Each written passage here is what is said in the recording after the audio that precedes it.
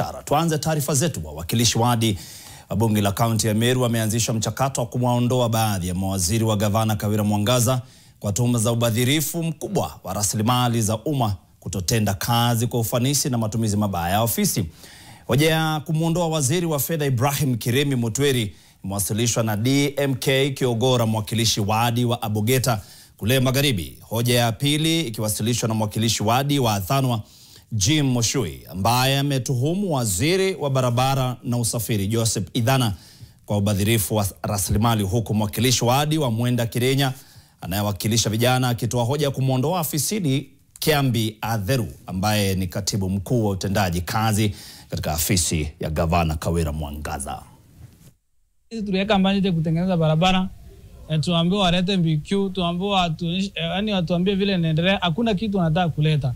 Wakiitwa hapa assembly wakuji, wakiitishwa any document waezi leta, na kwa sababu waliambiwa na mama wasilete any document kwa hii assembly yetu. Na sisi kwa sababu ndio tunapitisha, na sisi ndio tumewaajiri. Kama ukiitishwa na mkubwa wako document na useme vile unafanya kazi huwezi jieleza, kwa hivyo mkubwa wako ana haki ya kufuta kazi. Tunafanya a whole clean up ya kaunti yetu ya Meru. Tunafanya clean up, we are drowning the swamp yote pamoja. Yeye Kawira na hao mawaziri wake wote wapeleki kaunti yetu vilivyo. Documents tunaitisha hapa ama saa ile tunawaita kwa ili bunge. Hatuwaiti kwa sababu yetu sisi wenyewe. Tunawaita sisi kama wakilishi wa watu wa Meru. Kwa hivyo sasa madharau na hiyo kuvunja sheria, tukiwaita mmekataa kuitika. Ndio sababu hoja kubwa ya kuwatimua wengi wa mawaziri.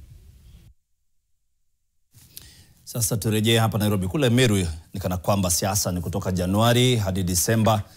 Sijui watafanya kazi siku gani. Rais William Ruto anapiga hesabu za kimakusudi kisiasa.